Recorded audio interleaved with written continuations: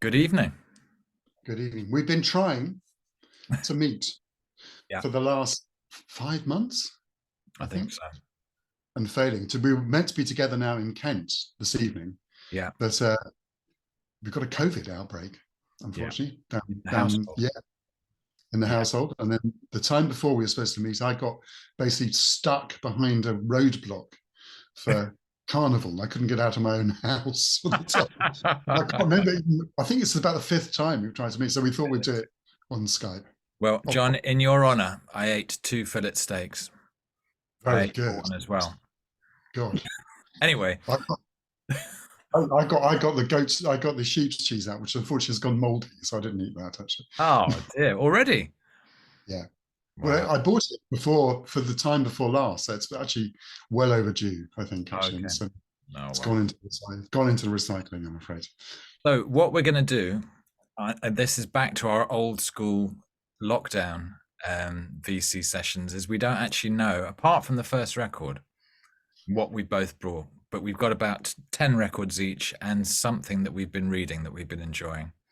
Definitely. So for a first of our sessions, we are going to share a record at the same time. Are you ready, John? I'm ready to go. Here we go. What is it, John? It's Jelly Road, which is the new Blake Mills record, which is well, not new now. It's been out for months now, Feels but it new was to us on the on our new. vinyl sharing. And yeah, just to really, I mean, it's only his fourth or fifth solo album. Actually, it seems like somebody who's such a big kind of character in the music now. Actually, it seems like weird that he's only made that number of records, and it's kind of yeah. I mean, in a way, it's not a million miles away from his last solo record, but I think it's slightly more song based. I guess actually, Yeah. more developed songs and. Very strong influence from Wendy Melvoin, and in fact, she plays on the record, and also is there's a track named after her on the record as well. And I think just kind of pays credit to what a huge influence she is on them. She's very one of these people who, behind the scenes, is a massive influence on a whole load of people, I think. And yeah, what do you think of it, Mark? I think it's absolutely beautiful. I think it's really fresh. It's Yeah, incredibly well recorded. Sounds wonderful on vinyl, I have to say. right. Yeah, And also features, another VC session regular, Sam Gendel. It pops up quite a and bit on this. yeah, And Abe Rounds as well. yeah. We should say, even though we've not managed to get together for a session, we've seen, I think, at least two live gigs since the last time we had a. Yes. We saw Sam Wilkes, the bass Yeah. player, with Jacob Mann, the keyboard player, which was a fantastic gig. And Mm. we also saw Michelle and Cello a couple of weeks ago now, At Ronnie which was Scott's. Ronnie Scott's, yeah, which was also great with A. Browns on drums. Exactly. So highly recommended. I mean, I have to say, I'm not watching a huge amount of VC videos. There's not a huge amount to watch. I ended up watching one about record cleaning again for about 5 minutes, and then I virtually lost the will to live. So yeah, I've also deleted all political YouTube channels now. I'm going strictly music and that's it really. Nothing else. That's all I do anyway. Yeah, Maybe a bit definitely. of philosophy. Do you want to go next, John? Yeah. So I think one other major. I should say that the reason I'm showing the last 10 vinyl records I played, because I've had building work been done in my place, and also has been building work next door. So I've locked down all my vinyl for almost 2 months now, actually. So these are literally the last 10 records I played. So the Blake Mills, but also should also kind of mention The Bear, really, which is the TV series that Oh yes. certainly captured mine and Mark's imagination. I think Yeah. we're late to the party on The Bear, but it's fantastic, I think, actually.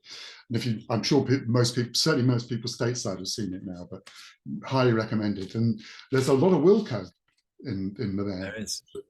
Set in Chicago, set in a restaurant in Chicago. Fantastic. One of the best dramas I've seen for a very long time, I think, And, on and I have recreated the omelette at least twice. That's right, and a lot from this album, the Wilco album, Sky Blue Sky, as well, which I think gets two plays at least in the show. I think. Mm, very Right. good. Yeah, beautiful bit of drama. Well, this is actually the very last record I've bought, which was today. which bizarrely, can you believe I didn't actually have this? Really? I've always had Blow by Blow, but I've never had Wired.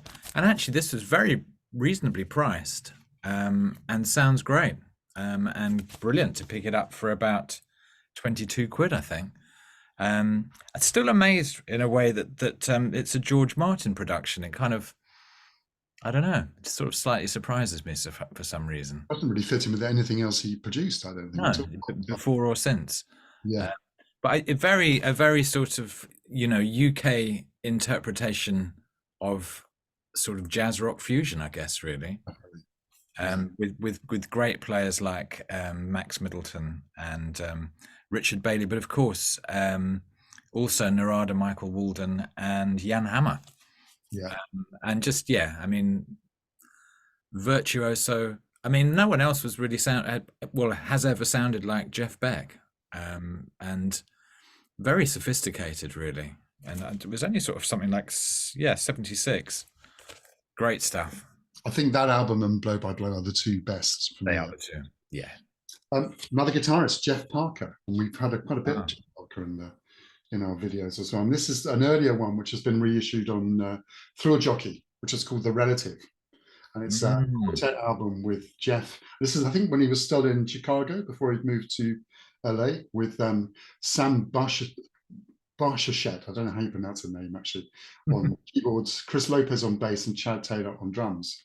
And it's kind of less produced than the International Anthem stuff. It's still a really, really nice record. And it's a very odd sequencing record. It actually gets better and better. And the first two tracks are kind of okay. And it just gets better and better until you get to the end of the album. It's absolutely storming by the end of the record. Really highly recommended. Is it a new record, John? No, it came out in 2005, so it's old. Oh, wow. Well vintage, actually. It's come out in like a fancy kind of mottled pressing as well. But it sounds great, actually. And he's kind of just, I don't know why I find him so compelling, his playing, actually, but he's not flashy at all, really. He's just very, very kind of tasteful and kind of emotional kind of player, I think, actually. I really like it. I would say. Definitely, yeah. Yeah. Definitely not trying to impress by the amount or speed of his fret work. So it's been 50 years of hip hop, hasn't it, this year? That's been the big thing. And I was listening to a show on Six Music, and they had the English drummer, Moses Boyd, talking about Clyde Stubblefield, who obviously was one of James Brown's drummers who did the Funky Drummer, which was absolute kind of bedrock of hip hop for many years, actually. And he played a track off the James Brown album Motherlode, which I used to have. I know you've got this, John. I definitely had it, because there was two fantastic compilations that came out in the late 80s, I think, just when the kind of whole rare groove thing in the UK was taking off. Anyway, I was just Moses played this track, Since You've Been Gone, which is a duet with Bobby Bird. Yeah. Clyde Stubblefield on drums, and I think it's it is Bootsy on the bass. And if you've never heard that tune, stop the video, go onto your streaming service and listen to it. It is so funky, it's unbelievable. We've got a 7-inch single of that as well that was issued at the same time, I think. Yeah. Yeah, definitely. It's a great album. It's a great album. Yeah, lots of great tunes on here. Also worth getting the CD of that as well, because it's got about 3 or 4 tracks which aren't on the one a really, really long version of one of the tracks on there, which is fantastic, actually. And next up we have, so I've been kind of, don't know why this one came out. I haven't played, this record I haven't played for a very long time. This is Shirley Brown, Intimate Storm, which came out on the UK on 4th and Broadway, but it was kind of like a Malaco type production in the States. So it's Homer Banks and kind of ex-Stax musicians. And it's the famous track off this is I Don't Play That, which was an answer track to Barbara Mason, Woman to Woman track. And it was a whole conversation they had with several tracks going back and forth on here as well. Yes. But it's a great album, actually. She's a really, really good singer, Shirley Brown. And I'm not sure what made me pull this out, but I'm very glad that I did, actually. I haven't listened to her. Yeah, and it came out in Soundtown Records in America and Fourth and Broadway over here, and back in probably the late 90s, I guess. Actually, sure, it was kind of mid to late 90s, I think. But just Mm. really good, deep soul kind of music, really fantastic stuff. Mm. Well, this is an album which has recently been reissued by Third Man Records, which is the Jack White label. And it's Gabor Szabo, who is a Hungarian guitarist who has featured on several of our sessions, mainly either on that Paul Desmond album where he features, but I think you've also played at least one of his albums, John. I just love his style. Me too. Yeah, Kind of got this really, I don't know, the sort of drony Eastern European, slightly almost raga-like vibe. Plays sort of quite a lot of open strings and then notes against open strings. And yeah, it's a live album recorded in the early '60s. And yeah, it sounds absolutely fabulous. love his playing. There's a very good short documentary on YouTube about him. Actually, it's only about kind of 25. I think I get thinking it's not the whole program, but it's about 25 minutes long, and it's playing really kind of nice, really nice little documentary, and he's kind of very interesting kind of character, I think, as well. Did he die young? Because I feel as though I only really hear about him in the sort of '60s and early '70s, and then not. Yeah, I think he then went. I think he went back to Hungary because there's a couple of live albums recorded in Hungary, which are also really good. Then I'm not sure. Maybe he did die young as well. It's actually a connection with the next artist of somebody else who played. He played with Charles Lloyd. Aha. Not on this record, actually. This is one of the classic kind of late 60s Charles Lloyd records with Keith Jarrett and Ron McClure and Jack DeJohnette. And I was kind of looking at, again, I think I'm looking at the YouTube clip, and it's absolutely, they had huge audiences. I mean, they were playing the Fillmore and all these kind of massive venues around this time. And this is one of there were 3 or 4 albums recorded at the same time, nearly all live albums, I think, as well. And it's just great music, I think, actually. And we're so kind of lucky to still have Charles Lloyd with us, I think, actually. Yeah. And wasn't Charles Lloyd doing those kind of gigs quite an inspiration for Miles to also? Oh, yeah, I think very much so. I think that's why he wanted to get Keith Jarrett in the band, but also just the fact that you could. I think kind of Bill Graham had a conversation with Clive Davis from Columbia and Miles saying, you should be doing these kind of gigs as well, these kind of audiences as well. But yeah, it's just interesting to think of jazz having these absolutely massive kind of stadium-sized audiences as well. Anyway, this is a particularly good one from that kind of time. It's also got a very, very cool psychedelic cover as well. Yeah, I like that. Okay, I'm doing a little bit of a cheat here because I'm going to show 2 7s as one of my 10. And this one arrived yesterday. This is also, we should be celebrating Roy Ayers, who is doing his farewell tour, I believe, this year. And I have to say, when I've seen him, he does look like he may not be around that much longer. Like he needs a farewell tour, yeah. He probably does need a farewell tour. A double A side, 2 collaborations. There was a great album, in fact, 2 albums of Roy Ayers' rarities that have come out on the BBE record label. And this is the first time on the 7-inch. It's Roy Ayers featuring Sylvia Cox and Liquid Love. And then another track with Mary Clayton called What's the Tea? Again, great pressing. Just literally just come out this week on the 7-inch single. From BBE? From somewhere else? On BBE, yeah. It's actually, the record label on here is Alim Music, but it's definitely BBE is where you can buy them. And the other one that I also got through Dub Vendor is the Marcia Griffiths version of the Beatles' Don't Let Me Down. Oh, yeah. On Harry J's. And this is a great tune. This has been very, very hard to get hold of. That's a reissue. It's a reissue. And it's just bizarre how brilliant that tune sounds in a reggae style. Definitely. I shall be picking that up tomorrow from Honest John's, I think, on the road. I think. Good. Definitely. Yeah. So Mel Sanders, organ player, keyboard player. There was a kind of very strange and slightly kind of hyper nerdy podcast about what Jerry Garcia was up to in 1973, basically, and when all of this was playing, which weren't to do with the Grateful Dead. And he obviously talked a lot about working with Merle Sanders around that time as well. And this is one of he did 3 or 4 solo albums for Fantasy, all of which are really good actually. And this is one with it's the only record I can think of which has got Jerry Garcia and Chuck Rainey on the same record as well, which is kind of interesting. And this has got a particularly good track called Chocolate Pudding, which I think featured in a couple of movie soundtracks as well on there as well. But it's kind of slightly kind of loose, funky kind of jazz, or it's not kind of typical soul jazz at all. It's got a bit more of a loose kind of vibe to it as well. Great version of J.J. Cale's After Midnight on here as well. Oh, nice. And yes, Far Up, which was from 1974, I think, rather than 1973. It's a good record. Right, I've never seen it before.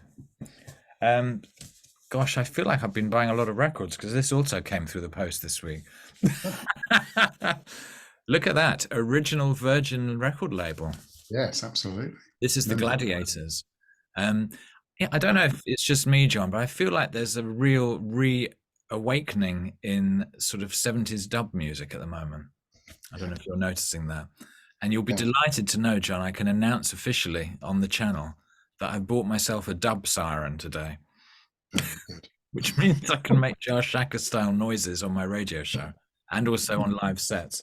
Anyway, the reason I'm mentioning it is there's a couple of classic 12-inch steppers on this 12-inch. There's Pocket Money that flows straight away into the Money version disco mix, and there's also Evil Doers, which also flows beautifully into a dub disco mix. But this is a great 12-inch, and yeah, quite cheap to pick up. Highly recommended. The Revolutionaries, so Sly and Robbie in their sort of mid-70s incarnation, sizzling hi-hats, 4 on the floor, bass drums, and crisp rim shots are the order of the day, with beautiful sultry harmonies, and yeah, just wonderful kind of dub echo going off into space. The reason I'm smiling is that the first time I bought a Revolutionaries record, it was a classic thing, Jamaican thing. Their names misprinted on the label, and it was printed as Revolutionaires. So I kept on for years. I kept on calling them the Revolutionaires, and people were saying, "What are you talking about? Why are you calling them the Revolutionaires?" And I carried on calling them that from that first record I bought from them as well. But the Gladiators, they made a lot of records, didn't they? They did about 6 albums. And were signed to Virgin, weren't they? They were part of that whole frontline thing. Yeah, I think nobody got the rumor was nobody got paid basically by Virgin during that time at all. Actually, really? I think nobody got any money at all for those records. Apart from Richard Branson. Apart from Richard Branson, obviously, yeah, he did quite well out of it. So we lost Richard Davis a few weeks ago as well, and this is I think my favourite of the one of my favourite of his appearances on record. This is on Eric Dolphy made 2 records for Douglas Music, which was Alan Douglas's label, and fantastic compositions, fantastic music. Richard Davis is not on all of them, but there's a great duet with Eric Dolphy on this track, on the track called Alone Together, with Eric playing bass clarinet and Richard Davis playing bass. Absolutely fantastic, actually. So this one and the record called Iron Man are both really, really brilliant, I think. Don't get as much attention as Out to Lunch and some of the other stuff that Dolphy made, but it's a really, really great record, actually. Yeah, I've got that one. Yeah, Richard, fantastic in this one. Well, any regular viewers of the channel will know both John and I are big Traffic fans. This is a live album called Welcome to the Canteen, and really does look like an old style Greasy Spoon here. And I have to say there's a charm about this record because it's so badly mixed. It was recorded at the Fairfield Halls in Croydon, but it wasn't actually. It wasn't. No, half of it was recorded at the Polytechnic of Central London, which is where I was at the time. And it's really weird. Some of it was recorded at Fairfield Hall, and it was recorded at the Oz Benefit. That's concert. Right. That's right. Polytechnic of Central London. 1971. I know. That's right. And you were there, John. I was there. Yeah, definitely. And to be honest, it sounded that awful. I mean, there was. I don't think there was an engineer for the gig at all. It sounded absolutely cacophanous live, actually. As well. Yeah, there's a great version of Medicated Goo. Mm. You can actually hear during the course of the song, somebody actually notices that it must be Steve Winwood actually singing lead, and you gradually begin to hear. Right. But the playing is great, and this obviously kind of came post Blind Faith, didn't it? So Rick Gretsch was on bass, and of course you had Jim Capaldi. Oh, and Jim Gordon on drums. Yeah, Jim Capaldi on percussion, Chris Wood on various saxes, flutes, electric piano, and Dave Mason actually. And actually on the strength of listening to this, and in particular, the track Shouldn't Have Took More Than You Gave, I bought the very first Dave Mason album on Discogs today. So that'll come. There's quite a lot of guitar dueling, isn't there, between Dave Mason and nice, and a great version of Give Me Some Loving. Yeah. So next up, Joni Mitchell, but not one of the obvious Joni Mitchell albums. This is her record Shine, which I think was the last record she made before, obviously the recent one. She just got a live one just out as well. And it kind of really gets overlooked, this. It was actually music composed originally for dance companies. You can tell by the people prancing around on the front, really. It's got some great music on here, actually. I mean, her later work tends to, I mean, to be honest, some of her 80s stuff does sound really, really bad in terms of production. But after that, things like Night Ride Home and Turbulent Indigo and this record sound really, they've got some great songs on here as well. And instrumentally, it's really interesting, but she's playing quite a lot of keyboards on here as well. And yeah, so I've been really enjoying this, actually. It's a great sounding record as well. It's an amazing bit of mastering on here as well. It sounds really nice stuff, actually. And I, to be honest, I didn't even know it was on vinyl. And I suddenly saw it on sale somewhere, so I picked it up. And it's yeah, it's really good to have this, actually. And the track called One Week Last Summer on here, which you should look up on YouTube, is really beautiful. It's actually an instrumental track played almost completely by Joni, actually, with a bit of Brian Blade on there. Nice. It's really, really good stuff, actually. I don't know that at all. You will know this, John, because I think you introduced me to this album, and I finally sort of looked at my wants list and just thought, actually, I've just got to get a copy of this. This is Carla Bley and Sextet on ECM with Steve Swallow, Hiram Bullock, Larry Willis, Victor Lewis, and Don Elias. And what a fantastic album this is. And actually, Lawns is one of those tracks that you really would consider to play at your funeral, I think. Well, certainly at mine. Definitely, and mine as well. Yeah, beautiful stuff. And Hiram Bullock is just a fantastic player, I think. Beautiful, he just really plays so well in that. And I think that's the kind of ultimate from that kind of period of, I mean, I like all the three records she made during that kind of, I think it's when her and Steve Swallow fell in love, basically. They got into heavy kind of jazz, kind of very nice jazz funk music for a while. But it's a great record, that one as well. My last one, not my last one, actually, it's my second to last one, actually. I'm missing one then, John. I don't seem to have any more. Oh, really? I haven't got 10. 1, 2, 3, 4, 5, 6, 7, 8. I've only shown 8 records. Oh, yes. I'm missing 2. Oh, well. Missing 2. I'll show them. Yeah. So just really, I mean, I don't often, I was going to actually play some classical music at the session for the first time ever today. But I thought I'd show it anyway, actually. Yeah, just really kind of actually having a good deep dive into Debussy again as well, which is part of my record out. And this is just a great record, really. It's got La Mer on it, it's got Prelude on it, it's got all kinds of stuff on here as well. And it's a particularly good recording. But I've got about 6 different recordings of La Mer, which is and if you don't know, I mean, Debussy, it's hard to imagine a lot of jazz actually from the last century without Debussy, really. Obviously, I think he was a massive influence on certainly Ellington and a massive influence on Gil Evans and so forth. And I think it's so this is the geezer. Nice. Debussy. Kamiko Kasai. This is a Japanese singer. This was a very, very hard to get hold of, rare album until it got reissued by one of my favorite reissue labels, which is Be With Records. And this is a wonderful collaboration pretty much with the Headhunters.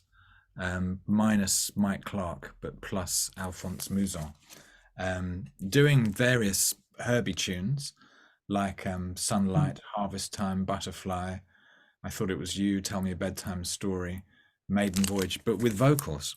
And I mean, yeah, I don't want to sort of stereotype Japanese vocalists and say they sound a little on the weedy side, but I mean, she's got a particular sound, but it's beautifully accompanied by Herbie and the Headhunters, and there's some great playing on here, and again, beautifully recorded, and that golden Headhunters period, really, just a different kind of iteration, and some of the tunes that were never headhunted get the headhunter treatment on this album.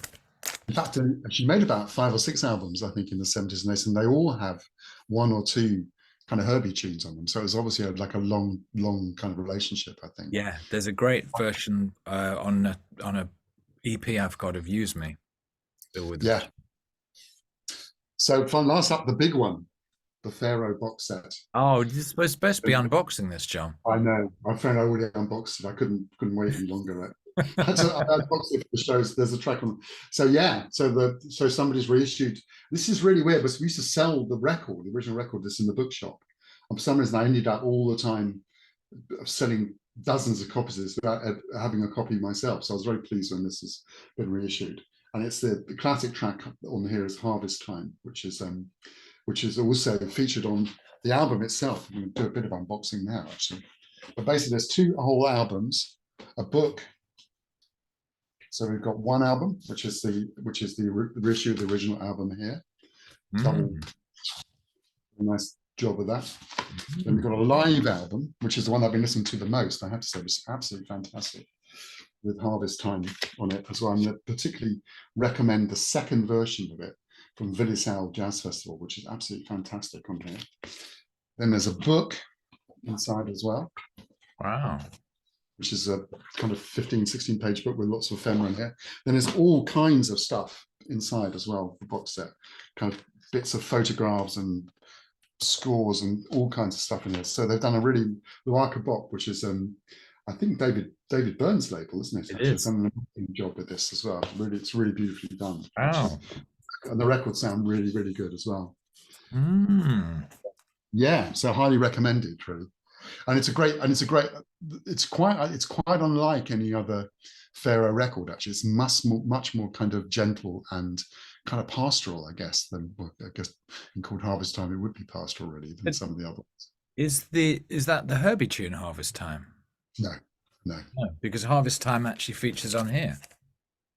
No, it's not it's a completely different tune. No, it's, I think it's several years before Herbie. What a connection, though, John. What a connection. Smooth. Now, you mentioned Douglas before, didn't you, John? Yeah. And so weird. This album was the very first Hendrix album I ever bought. And I just think it's really interesting where, I mean, I don't know, maybe it doesn't happen so much now, music's so available. But certainly back when I was getting into music, you know, you would kind of latch on, especially as a youngster, on whatever the latest release was. And of course, Hendrix had been dead for 6 years or 5 or 6 years when this came out. Produced by Alan Douglas, a quite kind of controversial album. Yeah, I don't think you can even buy it now. I think it's kind of virtually banned. I think it's virtually banned. I think it's fantastic. I think the version of Stone Free is actually better than the other recorded one. I love this album, but maybe it was just that was my first deep introduction to Hendrix. He's also the guy who's meant to get Miles and Jimi Hendrix together, wasn't he? Actually, that was supposed to be the Miles. I think Miles asked for about 10 times as much money as Jimi Hendrix asked for, so it never happened, I don't think. But I think he was extremely controversial and kind of used to do things that strip off original rhythm sections and put different players on and all kinds of stuff like that as well. But yeah, I mean, definitely made some good music available, actually. Laughlin, My Goals Beyond was another one of his, I think, as well. And Midnight Lightning, I think, was another. Yeah. So books inspired, really. I mean, this is a reread, actually, but inspired by the fantastic. Have you seen the Wayne Shorter documentaries on Amazon Prime? No, I still haven't.